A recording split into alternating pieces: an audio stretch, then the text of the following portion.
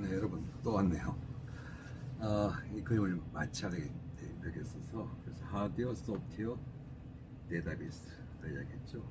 뭐 유저는 특별히 이야기할 거 없고요. 그게 이렇게 나뉜다 하는 것만 이야기하고 클라이언트로 부르자 이렇게 있고요. 이 중간 부분이 네트워크 이야기 좀 하겠습니다. 한마디로 커뮤니케이션 네트워크죠. 인터넷은 그 중에 방법이 그 중에 한 가지 방법에 불과하고요. 이제 이쪽 이야기를 좀 하도록 하겠습니다.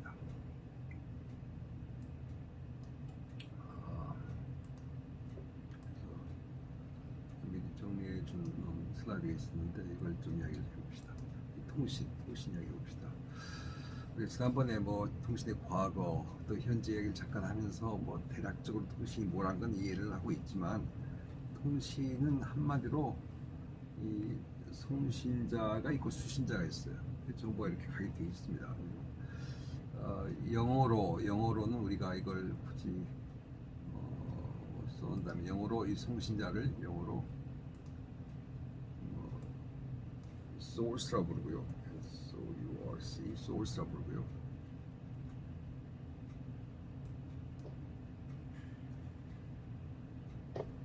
그 다음에 수신자를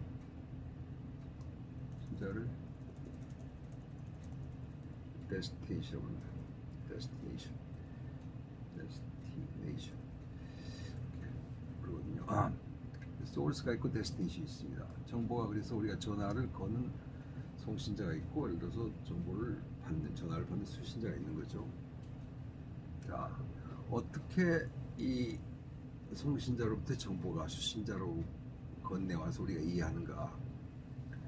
어떻게 소통이 가능한가? 어떻게 통신이 가능한가? 여러 가지 조건이 있어야 됩니다. 아래쪽은 약간 논리적이고 위쪽은 약간 물리적인 이야기인데 아래쪽은 프로토콜이 맞아야 돼요. 서로 그 규범을 맞춰야 됩니다. 그렇지 않으면 정보가 아무리 와도 이해할 수가 없어요. 한 가지 예로 여러분이 나에게 전화를 해가지고 우리 갑자기 난 전혀 모르는 스와힐리 영어 아프리카 언어로 나한테 이야기한다. 프로토콜이 안 맞으니까 이해할 수가 없는 거죠. 그죠? 그러니까 뭔가 맞춰줘야 돼요. 규범이 정해져서 서로가 이해할 수 있도록 해야 되거든요. 그래서 여러 가지 논리적인 프로토콜이 필요하고요. 동시에 유무선 통신이 있어야지만 심지어는 음성으로 나에게 전달해 주더라도 뭔가 미디어가 있어야 되거든요. 그래서 프로토콜이 있고 미디어가 있어요. 피지컬 측면이고 약간 로지컬 측면입니다. 그래서 이거 하나하나를 이야기해 봅시다. 첫째,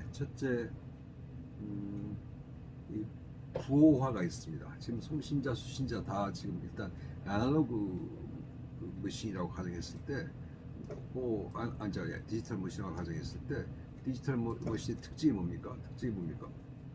0과 1 아닙니까? 그냥 0과 1이 줄줄 들어와요. 일체에 엄청난 숫자 들어오면 0과 1이죠.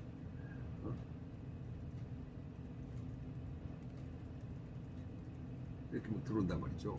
막 쏟아져 들어와요. 얼마나 많이? 엄청나게 많이. 1초에 수백만 개의 0과 1이 들어옵니다. 여기서 이쪽으로. 도대체 이걸 어떻게 이해하는 것인가? 이해하는 방법이 있어야지 이걸 해석을 하죠. 해독을 하죠.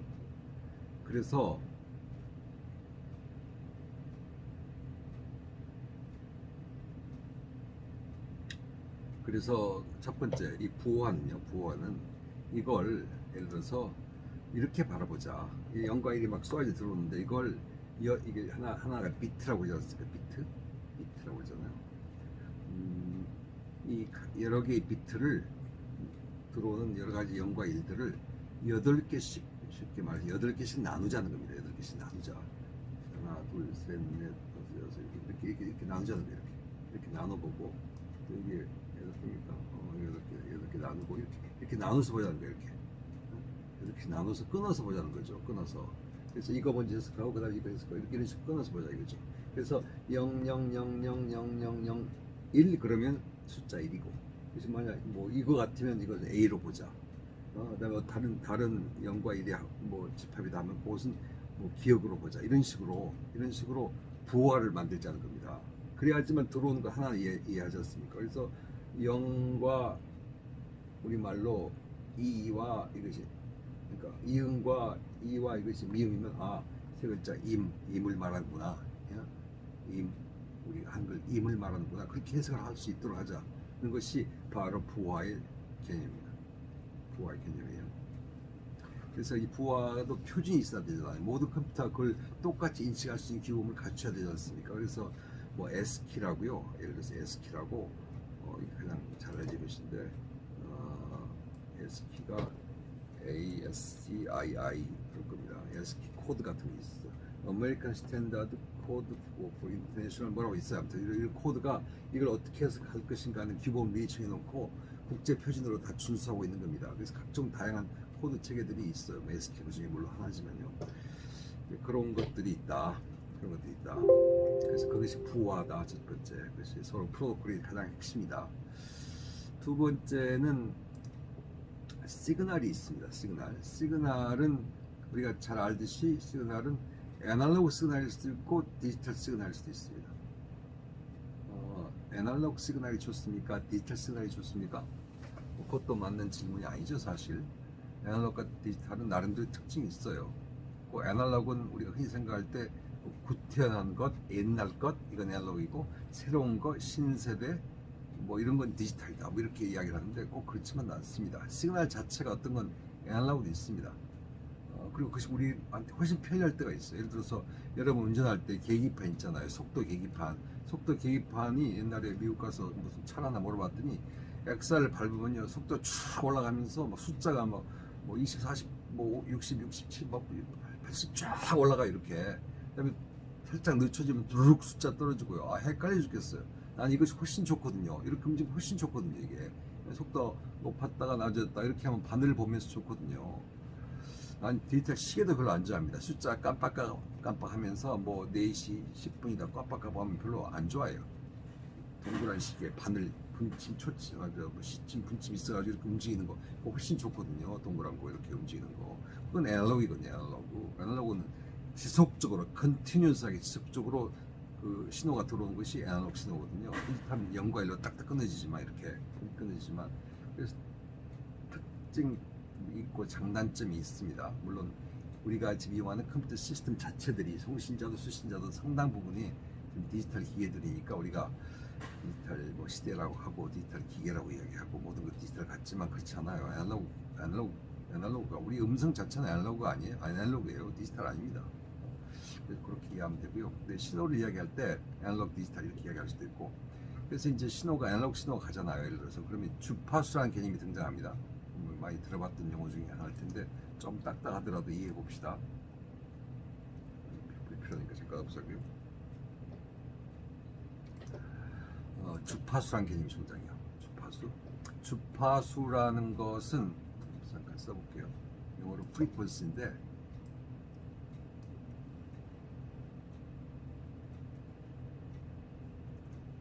주파수 영어로 frequency 주파수를 뭘 말하냐면요. 일단 애널로그 우리 신호를 말할 때 애널로그는 1초에 변동되는 신호의 횟수입니다. 그래서 보통 헤르츠라는 단어로 우리가 흔히 표기를 합니다. 주파수가 뭐 라디오 주파수가 얼마다 뭐 이런 거 있잖아요. 주파수 뭐 통신 주파수가 얼마다 이거 헤르츠로 표현해요. 나중에 좀 더 설명을 좀 하겠습니다. 그래서 주파수는 그렇고 영어로 프리퀀시고 그다음에 진폭이라는 개념이 있어요. 진폭 영어로 amplitude라는 개념도 존재하고 진폭이라 하면 이 신호의 크기를 말해요. 신호의 크기를 말해요. 그 다음에 이 대역폭이라는 개념도 있습니다. 대역폭. 사실 여러분이 얼만큼 이런 걸 아는 것이 뭔지 저도 잘 모르겠습니다만 영어들은 일단 던져주고 싶네요. 그래서 여러분이 모르는 건 또 모르는 대로 또 이렇게 좀 담고 내가 그걸 모르구나 할 수 있도록 이것은 이제 밴드위드라고 그러죠. 대역폭이 있습니다. 대역폭은 특정 채널에서 사용할 수 있는 가장 높은 주파수 대역과 가장 낮은 주파수 대역의 차이를 말하거든요. 그래서 일종의 대역폭은 전송 능력을 말합니다. 전송 능력. 그래서 전송 능력은 우리 흔히 말할 때 10기가 bps 10기가 bps의 속도다 할 때 그것은 10개의 bps는 bits per second, bits per second bps, bps 예를 들어서 10기가 bps다. 10기가 bits per second 1초에 몇 개의 기가 비트가 전송되는가 하는 것이고 10기가 정도면 엄청나게 빠른 속도죠.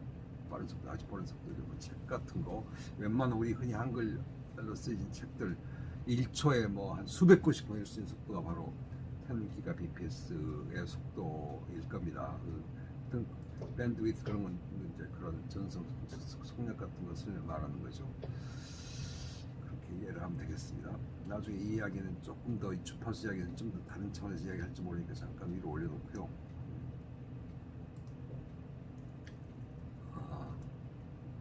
잠깐 위로 올려놓고 그다음에 이제 통신 모드 봅시다. 이게 시그널에 대한 이야기였고요. 통신 모드, 애널로그, 디지털 시그널. 그다음에 통신 모드라 하면 이것이 일방향으로 흘러가느냐, 뭐 양방향으로 흘러가느냐 이런 것이 하나의 통신 모드예요. 예를 들어서 심플렉스 모드 같은 경우는요. 심플렉스 모드다 하면은 특정 시각에 이 정보가 한쪽에서 한쪽으로만 흘러요. 다른 쪽으로만 흘러요. 예를 들어서 그 뭐죠? 흔히 이야기하는 라디오나 TV 같은 것은 일방향이죠. 그 방송 스테이션에서 우리 그 시청자들한테 일방향으로 쏴주죠. 마이크로 동네에서 스피커로 막 주민 여러분 하는 것은 일방향 아닙니까? 쌍방향 아니잖아요. 그래서 그거 보고서 심플렉스 부릅니다. 듀플렉스는 쌍방향이에요. 그래서 우리가 일반적으로 쓰는 전화기 같은 건 쌍방향이죠. 이게 이쪽으로만 화살표는 것이 아니라 어떨 땐 이게 송수신자 서로 동시에 특정 시각대가 아니라 동시에 이야기를 할 수 있죠. 중간에 말을 끊으면서 말이죠. 그걸 보고서 우리가 듀플렉스 모드라고 합니다. 심플렉스 모드, 듀플렉스 모드. 일방향일 때 심플렉스, 쌍방향일 때 듀플렉스. 그 다음에 어떤 기기들은 양쪽으로 가능한데 특정 시각에는 한 방향일 때 워키토키 같은 게 그래요. 워키토키 같은 걸 쓸 때 여기는 독수리 여기는 독수리 나와라 그러잖아요. 오버 하면 이제 네 차례 이쪽으로 오라 이거죠.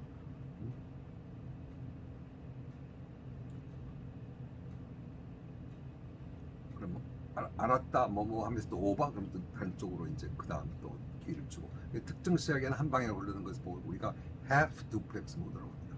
simplex, duplex, half duplex 뭐 그런 게 통신 모드라고 볼 수 있습니다. 또 어떨 때는요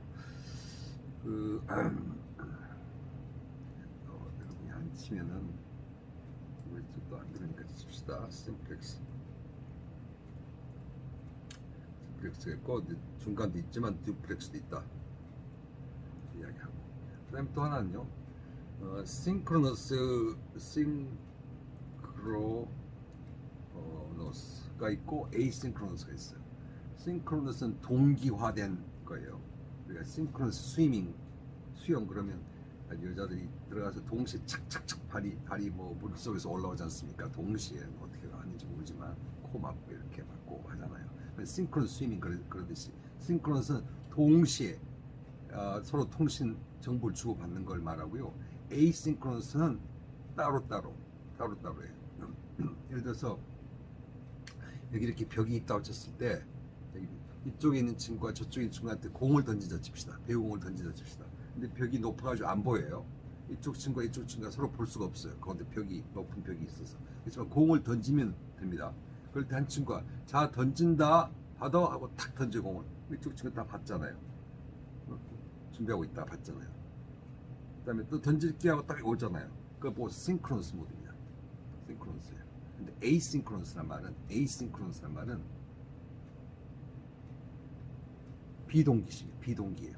그러니까 이쪽에서 일방적으로 막 던져요. 이쪽에서 받고 일방적으로 던지고 일방적으로 받고 그래서 조금 더 복잡하지만 에이싱크로너스 모드 뭐 그런 모드도 있을 수 있습니다. 뭐 정보를 주고받을 때 그 싱크로너스 모드 가만히 있어. 지금 내가 말할게 들어봐. 중간에 끊지 말고 뭐 알았어 하고 쭉 듣다가 이제 내 차례 내가 좀 말 좀 해볼게. 그 이야기 해봐. 왜 싱크로너스 모드야? 근데 서로 막 이야기하잖아요. 서로 자기 주장을 막 남 이야기 듣지도 않고 그건 에이싱크로너스 모드죠. 그러나 그런 통신도 가능하지 않겠습니까? 그래서 두 가지 이거 에이싱크로너스냐 싱크로너스냐에 따라서 기술 모드에 따라서 약간 기술의 차이가 있습니다. 그게 아무튼 이 통신 모드에 관련된 겁니다. 이 모듈레이션 또 다른 개념이에요. 우리가 음성으로 정보를 주잖아요. 그러면 그게 애널로그 시그널로 들어갑니다. 애널로그 시그널 들어가요. 그러면 애널로그 시그널을 디지털 신호로 바꿉니다. 바꿔서 보내요. 그래서 디지털로 받아요. 애널로그로 들어온 걸 내가 음성으로 전화를 녹음을 했다면 애널로그 음성 녹음이 내 그 핸드폰으로 들어갈 때 디지털 신호로 바뀌어서 저장이 됩니다. 그런 뭐 사진도 좋고요. 그러면 디지털 신호로 저장된 정보를 보낼 때 디지털로 갑니다. 근데 저쪽에서 내 음성 듣기 위해서는 역시 애널로그 정보를 들어야지만 내 목소리를 듣지 않겠습니까? 그래서 이 애널로그 디지털에서 애널로그 늘 변환이 있습니다. 변환이 있어요. 그리고 우리가 그래서 변조시킨다고 합니다. 변조시킨다고 해요. 변조란 단어가 바로 그래서 애널로그에서 디지털에서 애널로그로. 그래서 그 단어를 우리가 모듈레이션 그렇게 부릅니다. 모듈레이션. 그리고 반대로 또 바꾸는 걸 보고서 우리가 디모듈레이션 그래요. 디모듈레이션 그랬습니다. 이렇게 불러요. 그래서 우리가 뭐 보통 컴퓨터 살 때 뭐 모뎀 카드가 필요하고 하는 것은 바로 이 단어입니다. 이 단어. 이 단어가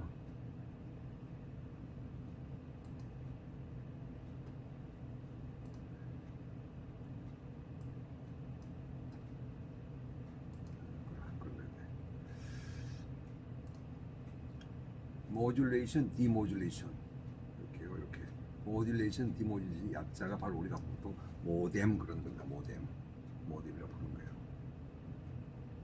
보입니까? 그래서 모뎀 카드가 필요해요. 모든 PC에 예를 들어서. 왜냐면 우리가 애널로그 디지털 애널로그로 우리가 늘 변조시켜 줘야 되기 때문에 그래야 좀 이해가 가능하니까. 그리고 우리가 모듈레이션이다 이렇게 부를 거고요. 그다음에 이제 데이터가 압축 컴프레셔라는 개념이 있습니다. 이 송신자 정보를 이쪽으로 보내는데 이 많은 양을 그냥 보내면 엄청난 양의 0과 1을 막 보내는데 아무리 속도가 빠르다 하더라도 그래도 양이 너무 많아요. 그래서 가능하면 여기 정보를 이쪽으로 그냥 그대로 보내지 않고 쫙 압축시켜서 이쪽으로 보내요. 그럼 이쪽에서 압축된 정보를 다시 풀어서 볼 수 있으면 오죽 좋겠습니까? 압축됐기 때문에 그만큼 빨리 전송이 가능하지 않겠습니까? 그게 바로 압축 개념이거든요. 컴프레션 개념이에요. 그래서 컴프레션 돼가지고 정보를 보내고 이쪽에서 다시 디컴프레션 시켜가지고 보는 거. 이게 압축 개념입니다. 이게 이제 헷갈리는 것이 내가 여러 가지 사례를 들어서 이야기해 줄 수 있는데 일단 생략을 하겠습니다. 그런 기술도 필요하다. 그다음에 이제 또 하나가 이 멀티플렉싱입니다. 멀티플렉싱은 우리가 보통 멀티플렉스 그러면 생각나는 것이 뭐죠? 영화관이죠. 우리가 보통 옛날에는요, 뭐 단성사 그러면 영화 프로 하나밖에 안 했어요. 그냥 사람 줄 서가지고 들어가서 딱 영화 볼 수 있는 영화 한 편밖에 하나밖에 없었습니다. 지금은 이제 여러 영화관이 있지 않습니까? 1관, 2관, 3관, 4관 막 이렇게 있잖아요. 그래서 우리가 멀티플렉스라고 부릅니다. 그래서 한 영화 극장에 영화가 여러 개의 영화가 상영된다는 거죠. 멀티플 영화가 상영된다는 거죠. 멀티플렉스라고 그래요. 이 개념이 통신에서 개념됩니다. 예를 들어서 송신자로부터 수신자로 정보가 가는 큰 관이 있다고 칩시다. 관이 있어요. 이 관을 통해서 정보가 흘러간다고 칩시다. 마치 송유관처럼 이런 두꺼운 관이 있다고 칩시다. 근데 한 명의 송신자로부터 수신자로 흘러가는 관이 있는데 관이 굉장히 굵은 관인데 별로 정보가 많이 흘러가지도 않아요. 그럼 굉장히 비효율적인 관 아닙니까? 가능하면 이 관을 막 나눠가지고 이걸 중간에 나눠가지고 여러 작은 관들이 있도록 하면 어디 좋겠습니까? 그래서 큰 주파수 대역폭일전자 이걸 막 나눠가지고 많은 사람들이 동시에 이 큰 관을 이용할 수 있도록 여기에 이제 작은 관들이 많이 있다고 생각하는 거죠. 그래서 이 큰 극장일전정 여러 개의 상용관이 있는 것처럼 큰 전송관일전정 정보 전송관일전정 여기에 여러 개의 또 다른 그 정보관들이 있는 걸로 우리가 생각한다는 개념이 바로 정보의 통신의 멀티플렉스 개념입니다. 실제 일어나고 있고요. 또 이 어떻게 멀티플렉스를 하느냐에 따라서 굉장히 달라집니다. 그래서 우리 학교 건물을 보면요, 학교 건물 전체를 우리가 교육정보학시간 전체를 다 쓴다 한꺼번에 얼마나 비효율적입니까? 그래서 이렇게 교실 막 작은 교실로 나누는 겁니다. 멀티플렉스 학교도 나누는 겁니다. 그걸 보고서 장소를 나누니까 스페이스 디비전이고요. 스페이스 디바이드 시켜가지고 교실 별개의 교실로 만들어서 학교 건물을 이제 운영을 하는 거 활용하는 것이 바로 스페이스 디비전 멀티플렉싱이고, 그다음에 9시부터 10시까지 10시부터 11시까지 1교시는 뭐 9시부터 10시까지 2교시는 10시부터 11시까지 이렇게 쭉 있다고 친다면요, 그것은 타임 디비전 멀티플렉스입니다. 타임 디비전. 그다음에 뭐 1학년은 1층, 2학년은 2층 뭐 이런 식으로 숫자로 해서 그다음에 아니면 뭐 영어학과는 1번부터 10번 반까지, 그다음에 뭐 경영학과는 11번부터 20번 반까지 해가지고 그 과에다가 코드를 부여해가지고 번호를 부여해가지고 또 나눠서 사용한다면 그거 코드 디비전 그랬습니다. 코드 디비전. 그래서 우리가 CDMA 기술을 우리나라가 최초로 상용화했다 이런 이야기 혹시 들어본 적 있습니까? CDMA 이것이 우리나라를 크게 통신 강국으로 만든 무선 통신 강국으로 만든 하나의 획기적인 사건이었는데요. 우리가 바로 CDM이라는 말은 코드 디비전 멀티플렉싱 그 기술을 처음으로 우리가 이용했다 이겁니다. 중요하지 않지만 적어도 멀티플렉싱의 통신 기술의 개념에서 나온 하나가 CDMA 기술이다. 암호화, 인크립션도 있습니다. 인크립션. 이 보통 정보를 암호화 시켜서 인크립트 시켜가지고요, 그걸 풀 수 있는 키를 그래서 보내요. 그럼 이걸 풀 수 있는 키를 가진 사람만이 그 암호를 해독한 키가 있으면 이걸 디크립션 시켜가지고 이제 해독을 할 수 있도록 암호화를 해서 설사 중간에서 정보가 유출되더라도 탈취되더라도 그걸 탈취한 사람이 이해하지 못하도록 만드는 거 암호화, 이런 여러 가지 다양한 그 개념들이 통신에 들어간다 이렇게 이해를 합시다. 근데 이건 일종의 프로토콜에 관련된 내용이었고, 그 다음에 이제 미디어랑 관련된 내용도 있습니다. 미디어라 하면 유무선 통신을 말하는 겁니다. 유선 통신 그 미디어로 가장 알려진 것이 전화선이죠. 전화선은 이제 트위스트 페어라고 그러는데 구리로 만들어졌어요. 우리 흔히 쓰는 그 전화선이요, 전화선이 가늘잖아요. 근데 그 비닐을 벗겨보면요, 구리가 두 가닥이 이렇게 꼬여 있습니다. 꼬여 있어요. 이렇게 꼬여 있어요. 이렇게. 그래서 그 트위스트 페어라고 그래요. 트위스트 페어. 흔해 빠진 일반적인 전화선이죠. 가는 전화선이죠. 전화선이고요. 동축 케이블은 뭐 프린터 같은 거 있잖아요. 프린터 저쪽에 있잖아요. 번거로우니까 안 보여줄게요. 프린터 그랑 그 우리 PC랑 연결하는 그런 선들 뭐 이런 것들 케이블 그 밖에서 들어오는 케이블 선 같은 이런 것이 좀 더 굵지 않습니까? 일반 전화선. 이게 동축 코엑스알 케이블이고요. 광 케이블 이야기도 많이 들어봤을 겁니다. 속도가 엄청 빠르죠. 빛의 속도로 정보를 움직일 수 있지만 이렇게 구부리면 깨져가지고 뭐 문제가 있을 수 있는 거. 그래서 장거리는 광 케이블, 일단 건물 안으로 들어와서 작은 방으로 돌 때는 이제 광 케이블이 안 될 수가 있겠죠. 그런 것들. 무선 통신 우리가 이미 많이 알고 있습니다. 셀룰러 방식도 있고 PCS도 있고 1세대, 2세대, 3세대, 4세대, 5세대 무선 통신 이런 이야기 많이 들어봤잖아요. 뭐 마이크로웨이브도 있고 통신 위성도 있고, 그렇죠? 무선 통신을 이해하려면 다시 이거 잠깐 지우겠습니다. 오른쪽에 주파수 아까 이야기했던 것과 잠깐 우리가 이야기 같이 할 필요가 있는 것 같아서 잠깐 지울게요.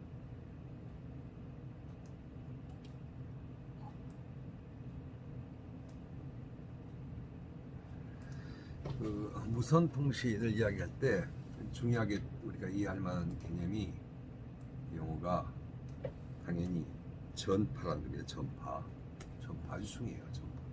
전파라는 개념입니다. 전파 관리를 잘해야 돼요. 우리 국가적으로 볼 때요. 국가적으로 봤을 때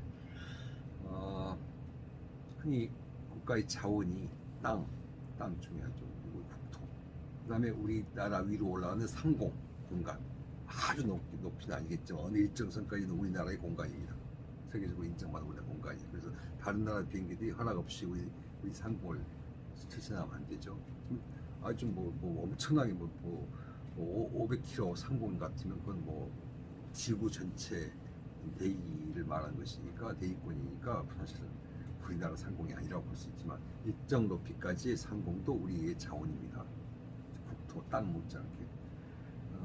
또 하나의 중요한 우리 자원이 사실 전파예요. 전파. 눈에 보지 않지만 이 전파 관리를 어떻게 잘하냐에 따라서 국가의 효율성이 달라집니다. 그래서 전파를요 여러 가지 그 주파수 대역에 나눠가지고 막 나눠줘요. 그래가지고 나눠서 그걸 운영을 하면서 관리를 하고 있어요. 그래서 이쪽 부분 누가 써? 이건 누가 써? 이거 쓰려면 돈 내고 써라고 국가에 빌려줄게. 이 부분 누가 써? 해가지고요 모든 무선 통신은 주파수 대역이 다 다릅니다.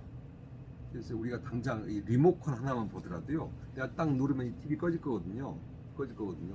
이것도 특정 주파수 대역을 배정받은 겁니다. 이 업체가.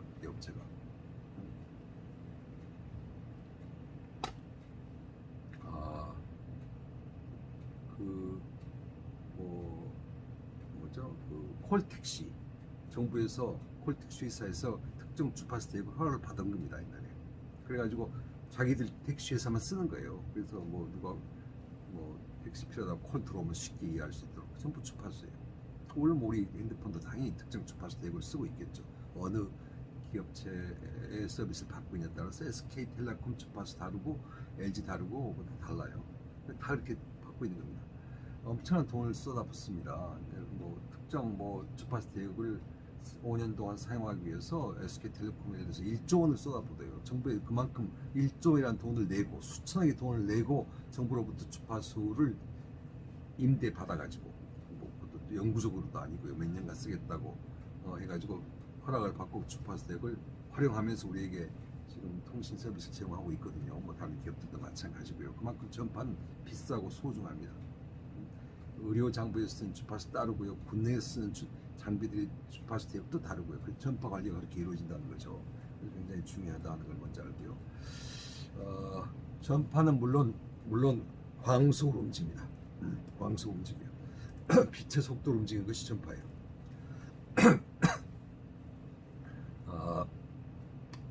광속은 1초에 얼마죠? 30만 킬로를 간다고 그러잖아요. 광속은. 근데 주파수 대역은 이 전파가 광속으로 움직이는 전파가 초당 몇 번 움직이냐를 말하는 거거든요. 주파수는 초당 몇 번 움직이냐. 그래서 예를 들어서 여기는 95.1, 여기는 95.1MHz MBC 라디오입니다. 딱 그럴 때 우리가 MBC 라디오한테 물어봤습니까? 근데 그 대역에 맞춰서 그 라디오를 들어달라는 거죠. MBC는 95.1MHz 주파수 대역을 지금 이용하고 있습니다. 거기에 맞춰서 라디오를 들어주세요. 그런 거거든요. 그래서 이 주파수의 그 초당 몇 번 움직이냐를 따라서 대역이 나눠지거든요. MBC 라디오는 95.1MHz지만 이제 높은 주파수 대역은요. 주파수라는 것이 이렇게 움직이죠. 그림을 또 그려보면요. 주파수가 움직이는 것이요. 이렇게 움직이거든요. 이렇게 움직여요.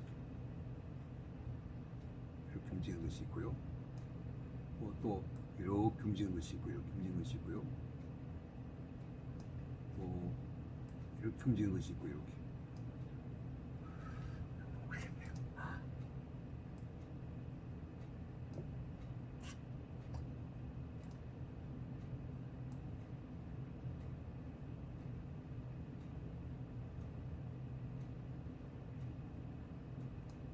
이렇게 움직이는 것이 있고요. 그래서 그 움직이는 1초에 초당 이제 몇 번이냐 하는 것이 초당 이것이 1초라고 그러면 초당 몇 번 움직이냐. 이 초당 뭐 3번 움직였다 이거 뭐 몇 번 움직였다 이렇게 다르잖아요. 초당 이렇게 이제 달라집니다. 그래서 파장이라는 게 있어요. 1초에 그만큼 또 1초에 얼마나 멀리 움직이느냐, 얼마나 거리, 파장이라는 개념이 있고 영어로 웨이브랭스고요. 웨이브랭스 이런 개념들이 존재합니다. 높은 주파수일수록 파장이 짧고요. 높은 주파수일수록 파장이 짧고요. 그 다음에 낮은 주파수일수록 파장이 길고요. 뭐 이렇게 서로 개념이 다릅니다. 그래서 낮은 주파수면은 긴 파장이란 말이죠. 낮은 주파수는 좀 장애물을 좀 돌아가는 성질이 이렇게 돌아가기 때문에요. 이렇게 우리 목소리가 이렇게 벽이 있더라도 음성이 이렇게 굽어져 가지고 벽을 넘어서 들리지 않습니까? 그것은 좋은 겁니다. 좋은 거예요. 그만큼 신호가 잘 포착이 되는 거죠. 그래서 그 라디오 같은 것은 낮은 주파수예요. 라디오는 낮은 주파수.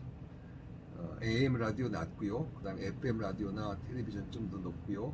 뭐 그다음에 이제 우리 핸드폰 같은 거 주파수 대역이 좀 더 높고요. 그렇게 주파수 대역이 다릅니다.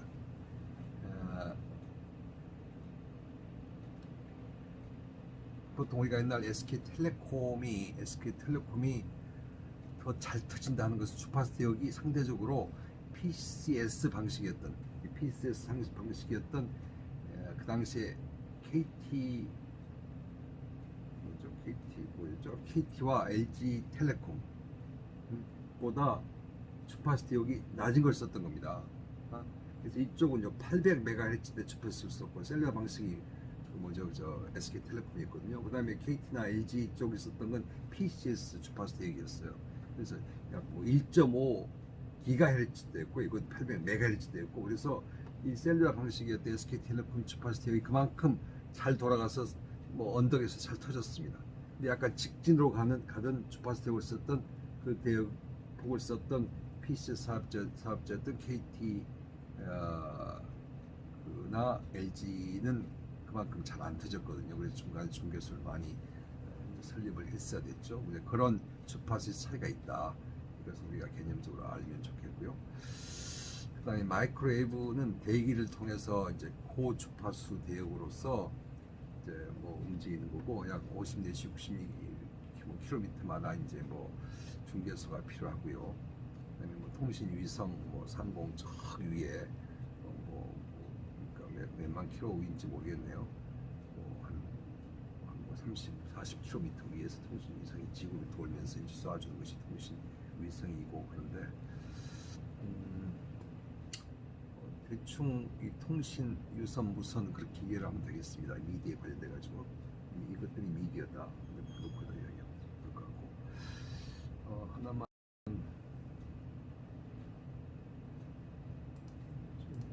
정리한다고 하는데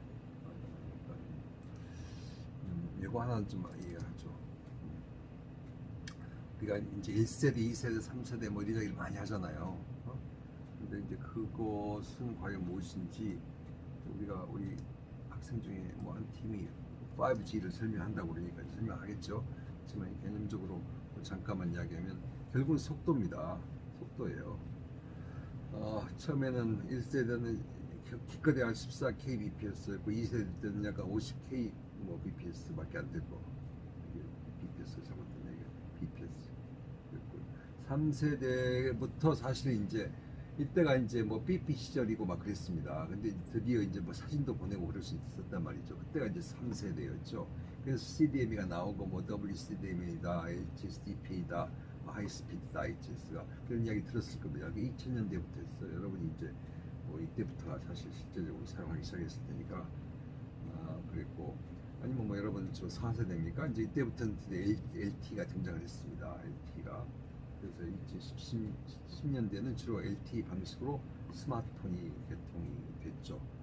지난번에 잠깐 키스티의 그 번호 이동 정책 이야기를 했듯이 그래서 정부가 010 번호를 모두가 사용하게끔 권장하기 위해서 스마트폰 쓰려면 무조건 010이어야 됩니다. 옛날에 썼던 011 가지고는 스마트폰 안 터집니다. 안 됩니다. 이렇게 한 거죠. 그래서 모두를 010으로 이제 유도를 한 거죠. 그러면서 이제 우리가 가졌던 방식이 75메가로 이제 올라요. 4세대 때 LTE고요. 이번 이제 최근에 개통 이제 우리나라 서비스 세계 최초로 했던 5G 시대에서는 기가 단위로 1초에 1기가 bps, bits per second 이렇게 이제 올라감으로써 지금 이미 우리가 개통을 했죠. 이렇게 결국 세대는 1세대부터 5세대는 결국 전선 속도를 의미하는 것이고요.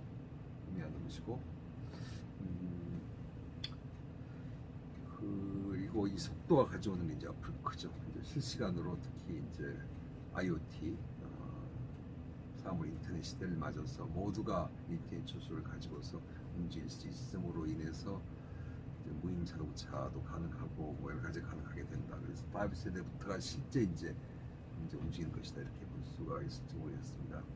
이제 세계적으로 점점 표준이 되고 있는 거죠 이제.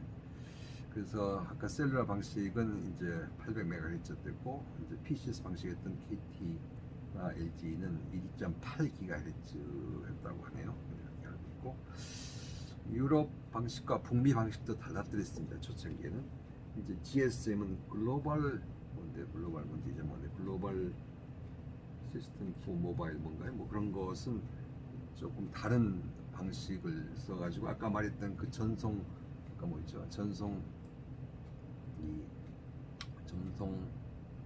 모드 방식에서 전송 모드에서요. 그러니까 싱크로너스, 에이싱크로너스 그랬잖아요. 근데 이제 유럽은 동기식 싱크로너스 방식이 GSM 방식이었습니다. 그러면서 발전했고 미국이나 뭐 이제 북미 지역에서는 CDMA를 주로 채택을 하면서 무선 통신 기술을 발전시켰습니다. 3세대로 넘어오면서 이제 북미 지역은 CDMA 2000 이렇게 이름 불렀고 GSM 방식이 발전돼 가지고 유럽 지역에서는 WCDMA 방식으로 이제 시행시켜 나갔다가 이제 하나로 점점 통일되는 개념으로 나가고 있는 거죠.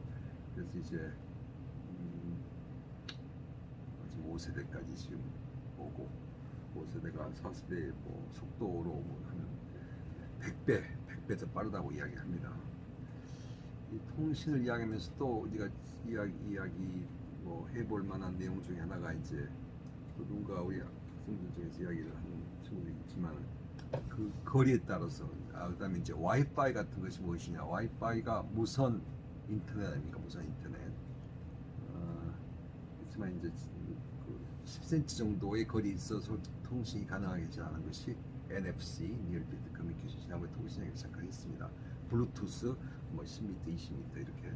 그다음에 이제 와이파이, 무선 인터넷 우리 와이파이 쓰는 거. 또 나가면 이제 무슨 뭐 RFID도 있고요. 고속도로 통과할 때 톨게이트에서 쓰는 방식 RFID. 이게 거리를 위해서 YMAX도 있고 막 그렇습니다. 블루투스도 있고 아무튼 그런 것들은 이제 뭐 통신 이야기할 때 흔히 등장하는 용어들이니까 하나만 하겠습니다. 여기까지가 이제 통신 개념이었습니다. 다른 것은 길게 이야기하고 싶지가 않은데 이제 네트워크로 넘어가면 좀 이야기가 달라져요. 통신인데 이제 컴퓨터끼리 어떻게 연결시키냐는 또 다른 개념이에요. 그래서 이제 방식으로 이제 근거리에 있는 디지털 기기들을 서로 연결시키는 방법, 근거리에 있는 기기들을 연결시키는 방법, 심지어는 내 PC와 내 프린터도 아주 가깝게 있잖아요. 그걸 연결시키는 방법, 뭐이라든가 아니면 한 사무실 내에서 많은 기기들 심지어 프린터기, 고속 프린터기 서로 공유한다든가 뭐 이런 것들, 이것들 서로 네트워크를 연결시키거든요. 그걸 보고서 우리가 로컬 에리어 네트워크라고 부릅니다. 로컬 에리어 네트워크라고 부릅니다. 그래서 이제 랜 카드가 필요하다고 그러고 랜 카드가 필요하다. 내가 랜 카드가 있어야지만 프린터랑 내 PC랑 연결시켜서 내가 프린트 시킬 수 있다. 하면 랜 카드가 사실 우리 PC가 내장되어 있는 셈이죠. 옛날 뭐 랜 카드를 꽂고 막 그랬었는데 랜 카드가 있고요. 그다음에 이제 랜이 로컬 에리어니까 로컬 에리어가 아니고 와이드 에리어 네트워크런 이야기도 나올 수 있는 거죠. 이렇게 나올 수 있고요. 이제 광역 통신망이라는 개념이 등장하고 그래서 광역 통신망이다.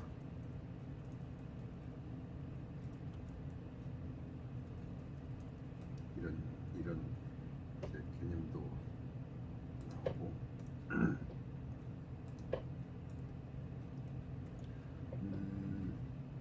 물론 당연히 그 중에 하나가 인터넷이고요. 이렇게 여러 가지 그 네트워크 이야기가 또 등장할 수 있는데 뭐 그게 이 정도로 많은 걸로도 충분할 것 같아서 일단 생략을 하겠습니다. 그래서 이제 컴퓨터 네트워크와 통신 이야기를 일단 기본적으로 여기 전체했고요. 그리고 잠깐만 추가적으로 우리가 통신 이야기를 끝내기 앞서서 인터넷 이야기를 한마디만 더 하겠습니다. 인터넷 이야기 한마디만 더 하죠. 지난번에 뭐 어느 정도 이야기했지만 인터넷 이야기를 이제 조금만 더 하면요.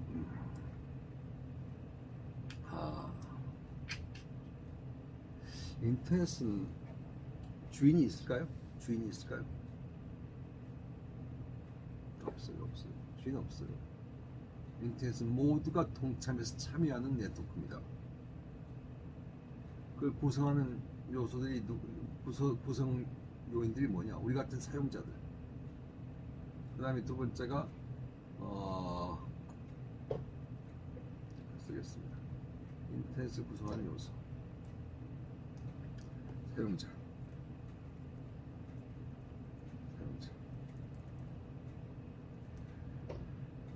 물론 제일 중요하죠. 세계 수십억 명의 사용자가 지금 인터넷 쓰지 않습니까? 그 다음에 이제 속칭 이 백본 그 사업자들이 있습니다. 그래서 여러분이 어떤 정보를 저기 UC 버클리에 있는 친구한테 보낸다. 유학 간 친구한테 무슨 뭐 사진 하나 보낸다. 그러면요, 그것이 국내적으로는 여러분의 PC가 SK 브로드밴드에 연결돼 있을지언정, 그러나 SK 브로드밴드가 이것을 미국에 보낸 정보라고 안 후부터는 경우에 따라서는 KT가 가지고 있는 백본 사업자인 KT에 넘겨서 KT가 뭐 해저 케이블을 타고 아니면 위성을 타고 저기 미국으로 보내거든요. 미국에 있는 백본 사업자 그걸 받아가지고 또 미국 국내에서 또 이제 이렇게 또 전송을 해주고요. 그래서 백본 사업자가 필요합니다. 그 다음에 물론 방금 말했던 백본 사업자 말고 그다음에 이제 그 SK 브로드밴드나 뭐 LG U+나 이런 케이블 업체 같은 인터넷 서비스 프로바이더 업체들이 필요하죠. 우리가 보통 흔히 인터넷 사용하려면 이런 인터넷 서비스 프로바이더 ISP 중에서 하나를 선택해서 우리가 활용하지 않습니까? 그럼 그 업체가 사람 보내가지고 이 박스 붙여주고요. 지난번에 이야기를 했잖아요. 그 다음에 또 하나가 인터넷 그 주소를 관리하는 그 주소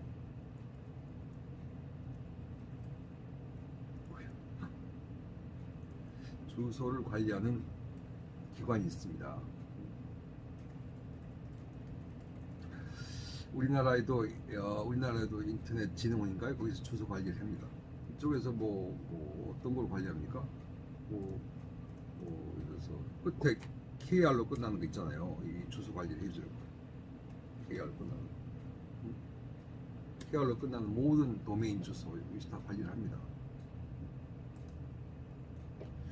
사실 끝에 KR로 끝나는 거 말고 많죠. 미국 같은 데는 우리는 이거 뭐 예를 들어서 우리는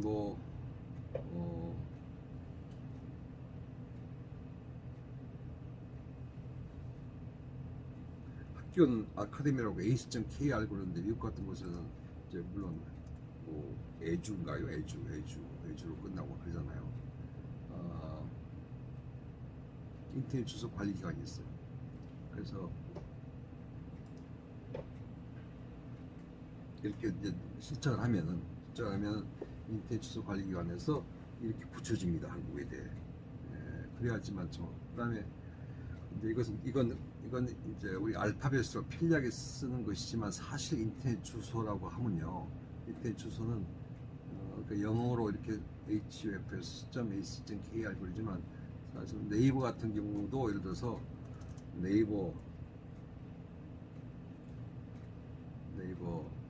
네이버닷컴을 쓰죠. 거기는 닷컴이죠. 근데 네이버닷컴은요 사실 알고 보니 인터넷 정확한 주소는 겉으로 우리 네이버닷컴 쓰지만 네이버닷컴 한 순간 인터넷 주소 관리 기관에서 그걸 그 숫자로 해석합니다. 그래서 지금 내가 어디 메모리 해놨는데 이것은 인터넷은 202.131.30.83 이것이 바로 실제 주소고 이걸 우리가 네이버닷컴이라고 부르는 것 뿐입니다. 우리가 편리하게. 그렇지만 네이버닷컴 쓰는 순간 사실 이걸로 변환돼 가지고 인식을 하는 거죠. 뭐 저 우리 학교도 마찬가지고요. 그래서 이런 인터넷 주소 체계가 있다. 이걸 관리하는 기관들이 있다. 그래서 이 네 개의 구성 요소들이 같이 함께 특정 주인이 없이 인터넷을 개막하고 지금도 이용 중이다. 그래서 지금은 모든 길은 로마로 통하는 것이 아니라 모든 길은 이제 인터넷으로 통한다. 세계의 모든 길은 인터넷으로 통한다. 이렇게 이야기할 수 있겠습니다. 그래서 모두가 인터넷에 접속하는 시대가 되었습니다. 그래서 옛날에는 나는 생각한다, 고로 존재한다 그랬는데 이제 요즘 그건 아니죠. 나는 생각한다, 고로 존재한다. 누가 말이죠? 나는 생각한다, 고로 존재한다가 아니고 이제는 나는 접속한다, 고로 존재한다. 이런 시대가 되고 말았습니다. 지금 이제 인터넷 이야기하면서 이야기할 것이 지난번에 이야기했던 것처럼 가장 중요한 것이 결국은 TCP/IP죠. 다시 한 번만 이야기하면요, 둘 다 프로토콜인데 TCP가 한 역할과 IP가 한 역할이 조금씩 다릅니다. TCP는 Transmission Control Protocol이에요. Transmission Control Protocol입니다. 그래서 TCP는 이제 이런 큰 정보를요 조그만 패킷으로 쪼갭니다. 쪼개요. 마치 우리가 어디다가 큰 소포를 보내려고 할 때 한꺼번에 크게 보내면 우측에서 안 받아지니까 조금 좀 작게 나눠가지고 여러 개를 보낼 수 있지 않습니까? 그런 식으로 어떤 정보를 한꺼번에 뭉쳐 보낼 수 없고요. 이걸 작은 단위로 나눠요. 패킷으로 나눠요. 그래서 트랜스미션 컨트롤 프로토콜은 패킷으로 나누는 것이 기본적으로 할 일이에요. 그래서 패킷을 이제 보내야 되지 않습니까? 그때 IP가 등장을 해요. 그래서 인터넷 주소라는 개념이 등장합니다. 그래서 각 패킷마다 주소를 써가지고 이제 보내요. TCP랑 이제 같이 오려서 보내요. 그러면 그 받은 쪽에서는 거기 있는 주소를 보고서 또 몇 번째구나, 이 전체 패킷이 총 몇 개인데 이것이 몇 번째에 해당하구나 하고 순서를 다 맞춰가지고 다시 조합해서 하나의 정보를 보는 것이 바로 TCP/IP이고요. TCP/IP 같은 프로토콜들은 이미 우리 PC 같은 데서 내장이 되어 있으니까 우리가 전혀 개의치 않고 인터넷을 쓰지만 내부적으로는 TCP/IP가 가장 중요한 인터넷을 가능하게 했던 개념이었다고 다시 한번 강조를 하겠습니다. 이제 IP가 그래서 인터넷 프로토콜이라는 이야기고, 그래서 IP 주소 그러면 이런 걸 말하는 거죠. 이게 IP 주소를 말하는 거죠. IP 주소죠.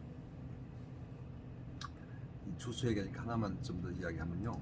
지금 현재 IP 주소는 이렇게 이제 4개의 숫자로 구성이 됩니다. 이렇게 4개의 숫자로 이렇게 4개의 숫자로 구성되거든요.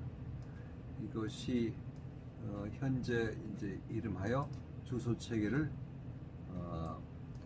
IPv4라고 합니다. IPv4라고 해요. IPv4라고 해요. IPv4는 지금 16비트입니다. 이게 16비트. 16비트로 형성된 숫자를 말하거든요. 그래서 이것이 수용할 수 있는 그 수가 몇 개인가요? 이게 뭐냐고 43억 개인가 기억이 안 납니다만 43억 개인지 지금 잘 모르겠어요. 43억 개 정도의 인터넷 주소 생성이 가능한 것이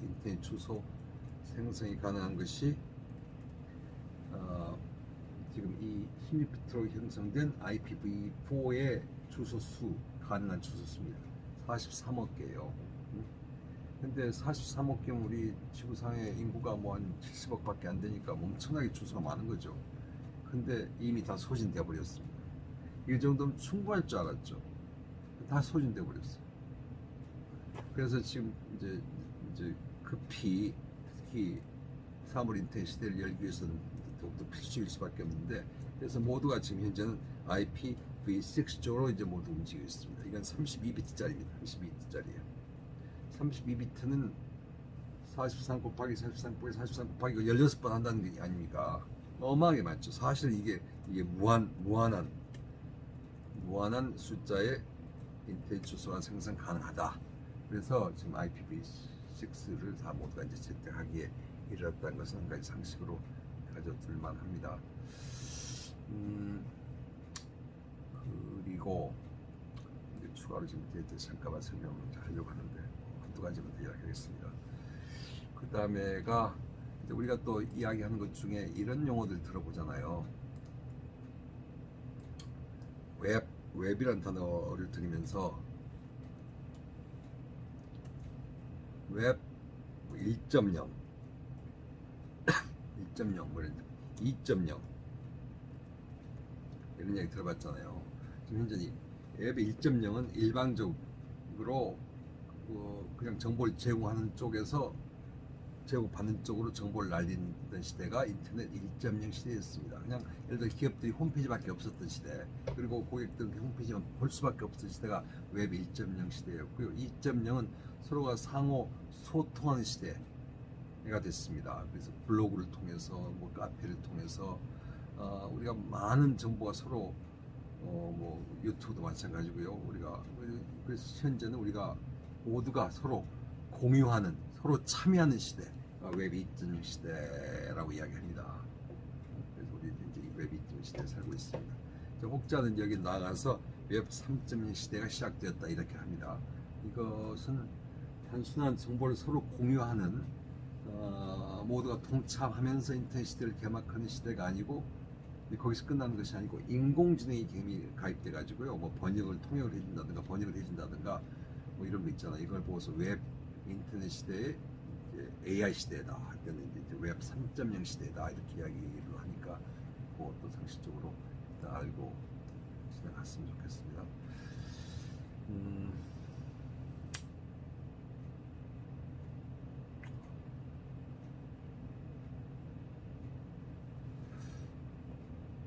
또 하나는 더 얘기해줘. 솔직히 Virtual Private Network라는 개념도 있습니다. Virtual Private Network. 실제 인터넷망은 프라이빗 망이 아니잖아요. 우리만 가지고 있는 사설망이 아니잖아요. 그렇지만 마치 실제는 리얼하게는 프라이빗 네트워크가 아닌데 버추얼하게 실제 존재하지 않지만 마치 프라이빗 망이 존재하는 것처럼 이용하는 개념. 그래서 인터넷을 우리의 개인적인 사설망으로 이용하는 개념. 그래서 가상 사설망, 그렇죠. 가상 사설망 이렇게 이제 우리가 흔히 말하고 이제 모두가 VPN으로 인터넷을 뭐 보안 기능이 필요하지만 모두가 VPN을 이제 기업들이 이용한다. 이제 이것도 우리가 잠깐 VPN 용어 자체만큼 알고 넘어갔으면 좋겠다는 생각이 듭니다. 예, 인터넷은 좋은 것도 많은 반면에 뭐 그 위험한 팀이 많고요. 뭐 바이러스가 침투될 수 있고 인터넷 통해서 바이러스가 침투될 수 있고 이제 또 개인 사생활 침해가 인터넷 때문에 이제 일어날 수도 있고 한 여러 가지가 있는데 정부 1, 2시간에 그 추가로 이야기를 좀 해주도록 하겠습니다. 이제 오늘은 전체적으로 4개의 그 영상물 만들었는데 그 영상물들이 IT를 체계적으로 다 이해하는 걸로 이제 여러분 꼭 필요한 만큼만 이제 이야기해서 그렇게 설명을 했습니다.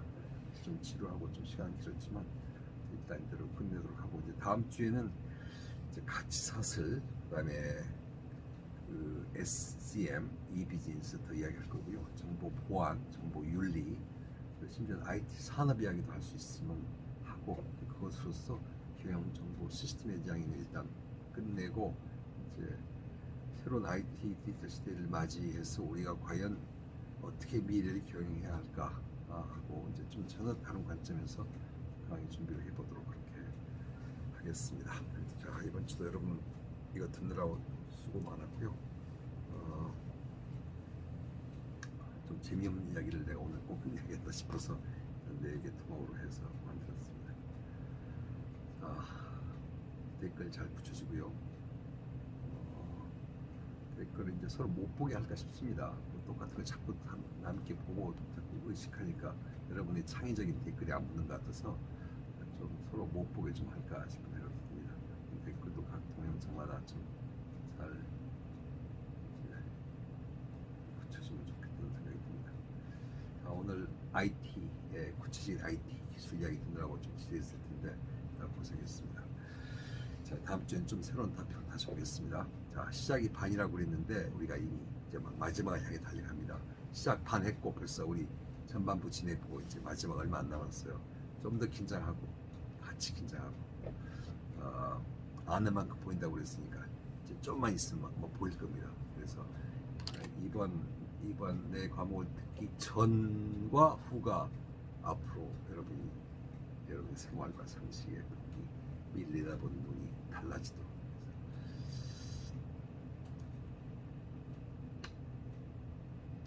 좀 더 지혜로운 여러분이 될 수 있도록 우리가 노력을 하고 있는 거죠. 그래서 그래요, 여러분 수고했습니다. 갑니다. 네.